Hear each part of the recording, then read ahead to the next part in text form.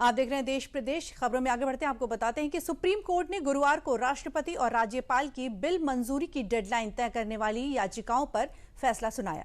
Court ने कहा कि राज्यपाल को विधेयकों पर बिना निर्णय के लंबित रखने का अधिकार नहीं है। इसके साथ ही सुप्रीम कोर्ट ने इस फैसले में और क्या कुछ कहा, दिखाते हैं आपको अपनी रिपोर्ट में।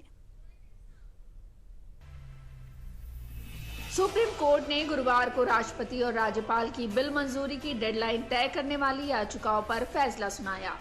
कोर्ट ने कहा कि हमें नहीं लगता कि गवर्नरों के पास विधानसभाओं से पास विधेयकों पर रोक लगाने की पूरी पावर है।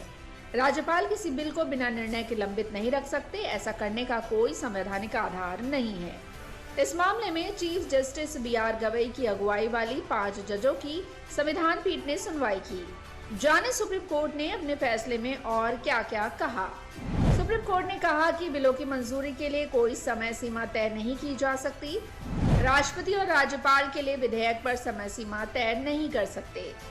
समय सीमा तय करना शक्तियों के बंटवारे की अवधारणा के खिलाफ है। राज्यपाल अनिश्चित समय तक अपने पास बिल नहीं रोक सकते हैं। अगर देरी होगी तो हम सुप्रीम कोर्ट दखल दे सकते हैं। सुप्रीम कोर्ट ने कहा कि गवर्नर के पास विधेयक को लेकर केवल 3 विकल्प हैं: मंजूरी देने, प्रेसिडेंट के लिए रिजर्व रखने और असेंबली वापस भेजने का विकल्प। अदालत राज्यपाल की भूमिका को टेक ओवर नहीं कर सकती।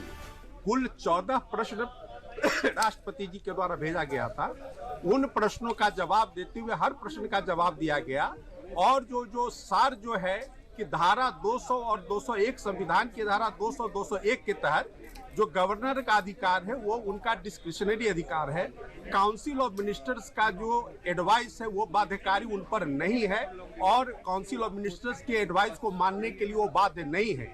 दूसरी बात यह है कि जो 200 और 201 धारा में जो अधिकार दिया गया है गवर्नर को, वो जस्टिसेबल नहीं है, उस पर न्यायालय इंटरफियर नहीं कर सकती है।